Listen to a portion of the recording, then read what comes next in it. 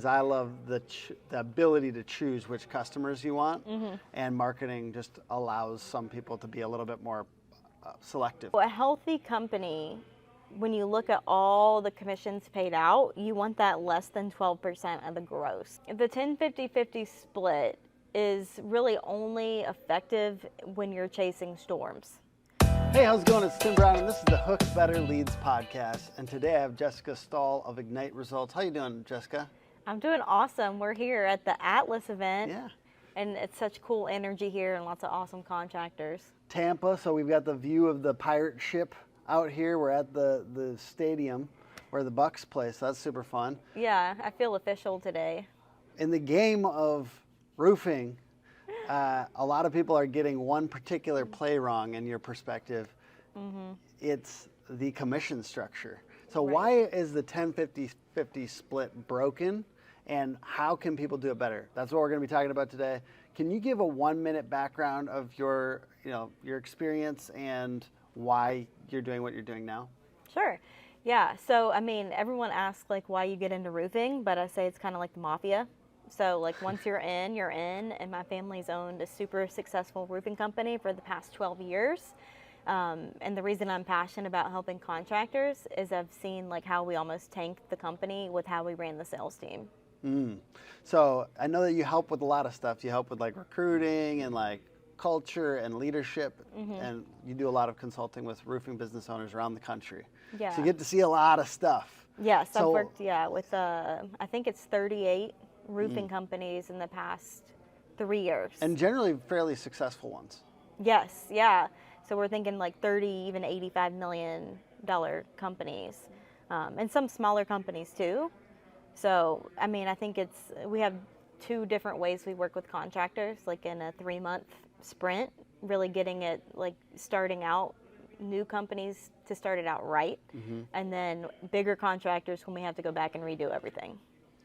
Yeah, that's got to be tough. So this 10-50-50 split, why are you so passionate about helping people understand why this won't work in some situations? So what is the 10-50-50 split still fine for some roofers, or do you really believe that it should be not used? Yeah, so the 10-50-50 split is really only effective when you're chasing storms. So when you have any type of retail or one location where you're dumping marketing into, then that's simply not going to work. So, I mean, the 10-50-50 split, everyone's why are we doing special math? So what that means is that after materials and labors, let's just say we have a $10,000 job. So typically materials and labor, that's going to be about 60% gone. So now we're left at a 40% profit margin on the job. Then we take an additional 10% off the top of that and then split it between the company. And that's supposed to be overhead, the 10? Right, 10% of overhead. And then 50% to the salesperson and 50%. So that's assuming your company has 10% only overhead? That's assuming that. Which is quite an assumption. So the reason it was built like that is in storm markets, because you have no marketing cost. There's no trucks being shelled out to people.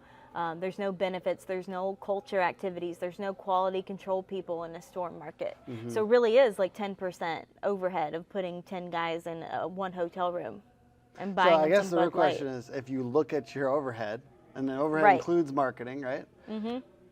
Is it only 10%? I've never seen it 10%. I've never seen that. Yeah, that's quite the accomplishment, first of all. But in a way, it's not. Because I think that there's so many things that are, overhead. People always think of overhead as bad. But overhead would also include, you're talking about trucks. You're talking about anything you do for the culture of the company. Anything you do for training. Really, that would count as overhead. So is that how you feel? Is you really want it to be as small as possible? I think so. A major kind of publication on profit and margin and stuff like that was talking about it's generally between 15 and 25 for a lot of roofers, the overhead. Is that the same in your, where are you seeing it at on average, actually, out in the field? Yeah, so as low as 12, Okay. so 12 to 17 Well, good on you. Yeah, 12 to, okay. And you do work with a little bit more storm stuff on average, or No, I work with yeah. both. Okay. Yeah. Okay. So, but I mean, some of my companies, their marketing costs aren't as much because they're doing more like grassroots in the community and some radio stuff. Yeah, and I like realistically that I kind of know like there's that startup phase where you have to kind of push on marketing, and then once, especially if you go past 30, a lot of times you do get this momentum, especially like 10-year, 20-year companies. It's referrals, it's reputation. Right. I do understand that that's sometimes different, you know. You know what, I won't go into lead gen. This is called Hook Better Leads, but I love the I'll briefly state it, which is I love the ability to choose which customers you want, and marketing just allows some people to be a little bit more selective and profitable on jobs, because I think like sometimes what happens with referrals is people get a little bit, I got to take this. We got to take every referral, and it's not, you know, if it's not a profitable job, you don't have to take it. It's the same with recruiting. Yeah. Like with great recruiting, you get more selection of who you want to work for you. Yeah. So. Exactly. Like if you're in a bind, you're like, the next guy who walks in the door, we call it warm body recruiting. And it's like, man, I'm sure some of the companies that you're working with that are very successful at this, like they sort through a lot of applicants, and that's really tiring, and it's nice to have help. But like, we go through like 70 for every person we hire. Yeah. So it's like, I'm not saying you got to go through 70, but there's a lot of people that we're sorting through, and a lot of layers of people. You know, definitely more than one interview. I don't know what you suggest on that for roofing companies. I know this is off the main topic of 10-50-50, but how many interviews do you suggest? Yeah, you're usually going to hire 1 out of 10. Yeah. But you're not going to bring 10 people into the office. Yeah. That's like screening. So you're going to have like a lot of 15-minute phone screens. So that's going to save you a ton of time. And you don't just say, all right, we're setting up 10 hours worth of interviews and think that, you know, 2 or 3 might show up.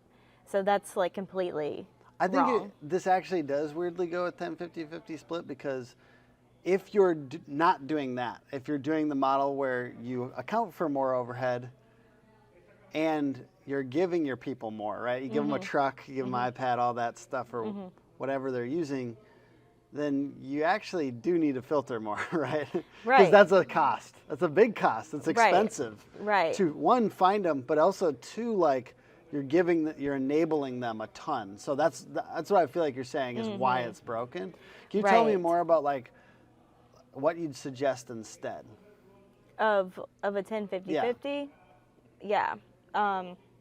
So I think the reason why that's not working, we should talk about that just for a minute, is kind of like what you said, is that in order to get like the best talent that's going to represent your brand the best, you have to provide those incentives. And I don't think we should be going after the recycled 1099 pool, because that's what's happening. Take people from different trades, put them in, let's make them a sales rep. And I like going after professional people. So with a stable job history, and those type of people, they want a couple things out of a company. They want purpose and they want development. So you need to be investing in the culture, doing regular activities, and you need some type of training, you need leadership development. Those are why people come to a company, and those are why the people will stay. So when you think about why people leave, it's bad leadership. It's not the pay. So if you're paying people a lot of money and your culture and your training sucks, you're just going to have underperformers that are fat and happy at your company.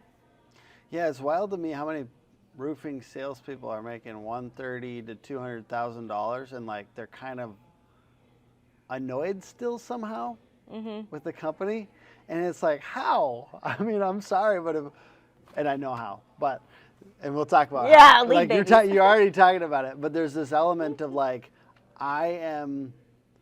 yes, I'm making a lot of money, but there's an entitlement that comes with that. We start to think that our company owes us this and owes us that. And frankly, it kind of does. Like, you've now made a $150,000 salesperson. guess what a $150,000 salesperson wants? More than money. Mm-hmm. Right? They want the culture that you're talking about. They want an actual strong leader, not a whimpering one, not a toxic sales culture. And I know it's hard. I know it's super hard. Like, I have a company, like, in a good chunk of people, and there's some people that have bad attitudes, and it's frustrating.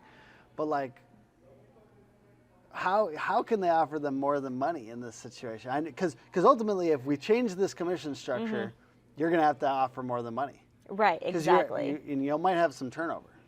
Yes. So, I mean, that is, one thing to think about. If it's not a 10-50-50, then what is it instead? I like paying off the gross. That's what I recommend. Pay off the gross. It's so much easier for people to comprehend. So, because we're asking people with learning disabilities and ADHD to now do special math on every job that they sell. So, like, after... That's not offensive because I have ADHD, probably. Do you have ADHD? I mean, we'll see. You seem like you might have a little something. I don't know. I mean, I know I've got something. I don't know if we're going to call it ADHD. I'm just messing with you.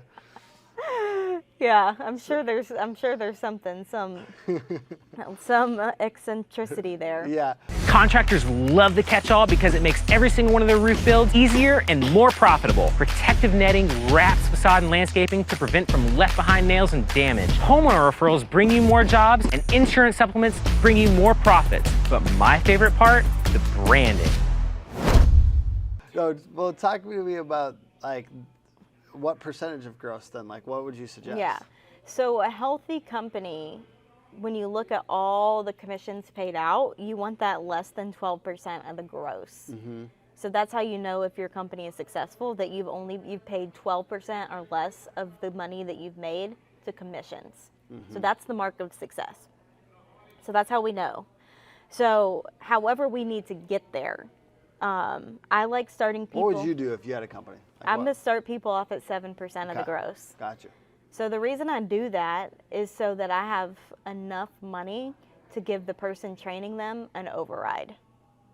So if you start people out at 10%, like a new sales rep, they can't handle a job by themselves. So now you're providing an override for a trainer to go in and trade them or a sales manager, and you're not accounting for any extra money you're going to have to pay out. Yeah. So you're already in the hole for every new person. Why is that better for retail? Because you said the 10-50-50 could work in Storm. Do you still not suggest it in Storm, or is that fine? I mean, it's fine? I think it's okay. It's hard when you got both, right? It's like, oh, then we can't do any. Well, retail. I mean, you think about, okay, so like a storm chasing, 10-50-50, not insurance work. Like insurance work still falls under this 7%, 8% of the gross. Gotcha. Okay. Yeah, retail and insurance work are falling under the gross. So simple math, but then you got to figure out, you got to do your math better to be profitable.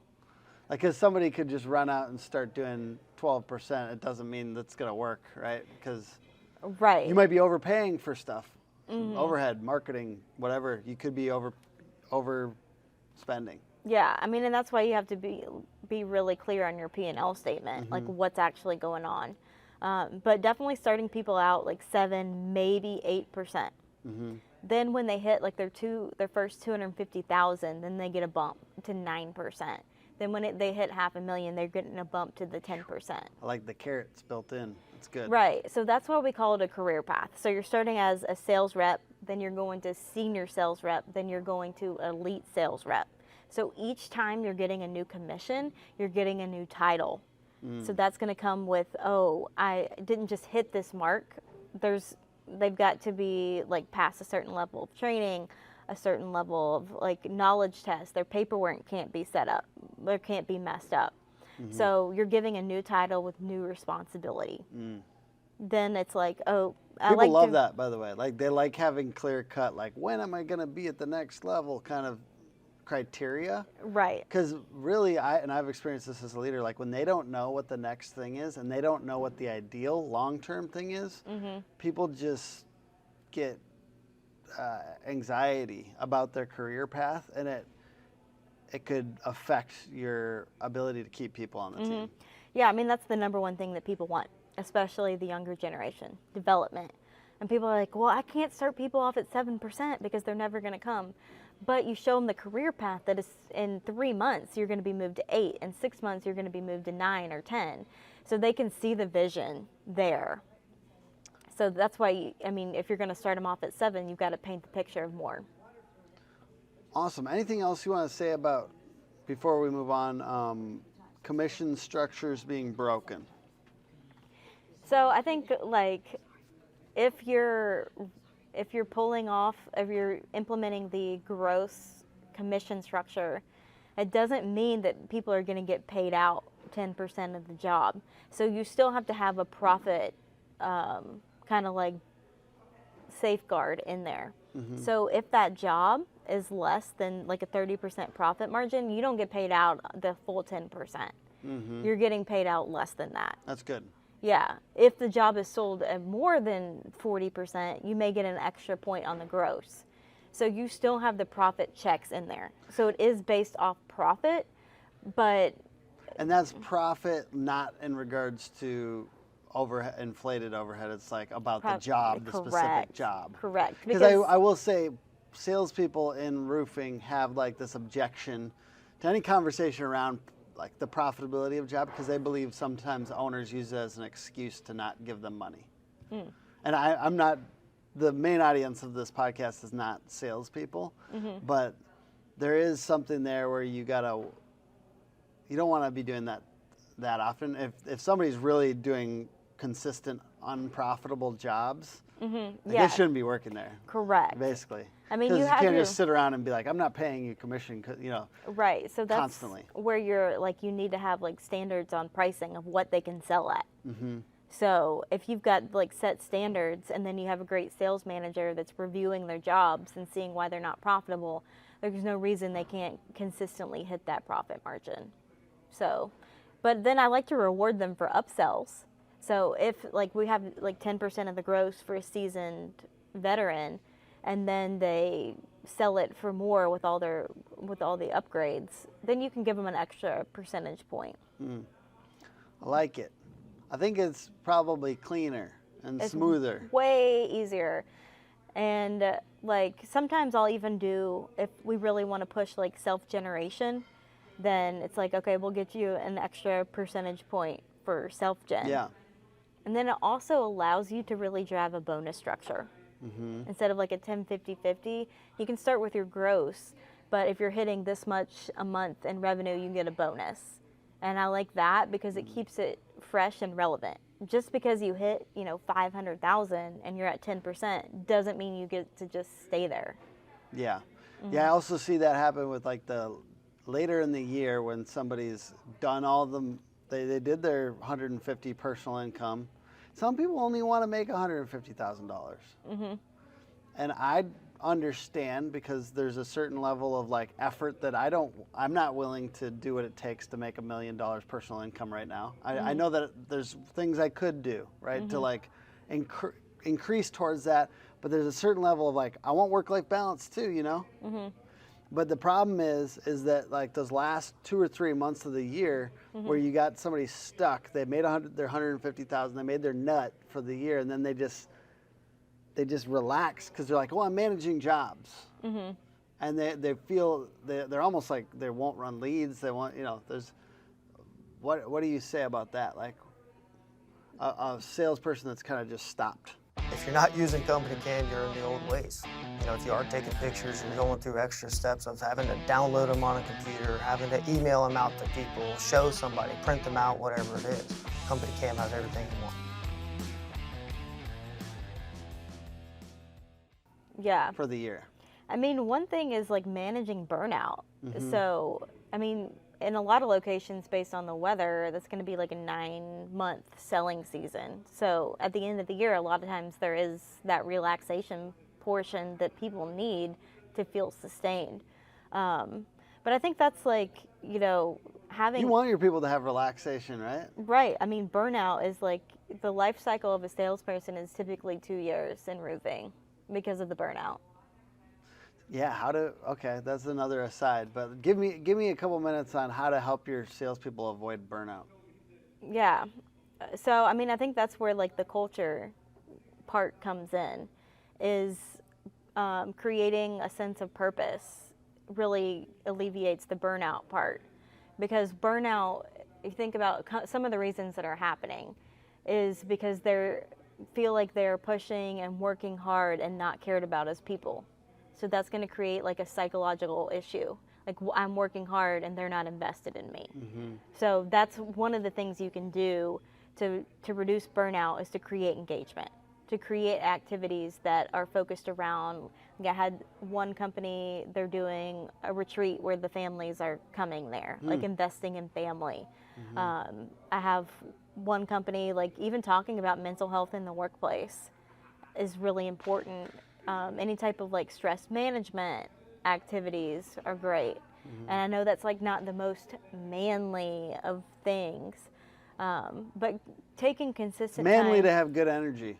It is. It's manly to like take care of your family and to prioritize that stuff, even when, you know, like I think of like the 10x mindset in business, right? Like doing everything you possibly can, and then how can we try to have that same mindset at home and stuff like that. And I mean, like, it's a competitive culture.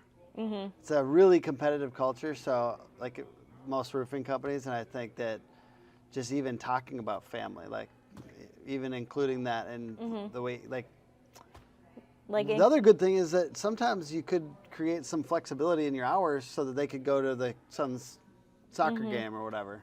And I think that's like a lot of, you're going to see like an uptick of people leaving corporate and going to more like flexible outside sales roles because of that reason. So being able to structure your schedule, and really like every time a new sales rep comes to a company, I have them fill out their goals for like family and relationships, financial. Wow, I love that.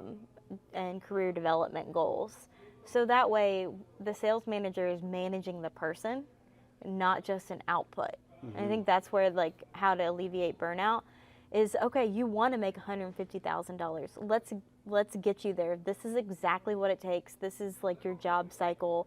We're going to have you, if you want to sell for 9 months, let's get you the plan to do that. Love that. All right, so we talked about the commission structure stuff. Talked about, these are things to create better culture, really.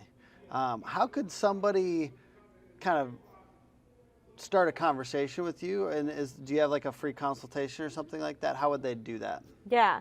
So I review anybody's commission structure in the industry. It's something that I'm super passionate about, and I know that like that's one of the number one ways to tank your company is the commission structure and the AR process. So I'm open to reviewing anybody's commission structure. On my website, igniteresults.net, I have a place where you can hit strategy call. It'll take you right to my calendar, and we can schedule like a 30-minute call. Well, I love it when people have salespeople for a long period. So I encourage you guys to check that out. I think like it gets bad when you have it over and over again. Every couple of years or every year, you're just seeing like crucial people leave. And I think like, what can we do to slow that down? How can we create a sustainable business model that allows us to invest back in our people, and we aren't just dropping all the money on just every job? So I think like, I don't know, overhead gets a bad rap. That's a funny part about business sometimes, and it's like that's the stuff that allows you to do some cultural stuff. All right, Jessica Stahl, everyone. Thank you so much for being on. Appreciate you. Yeah, that was awesome. Ignite Results. Thank you for watching. See you guys later.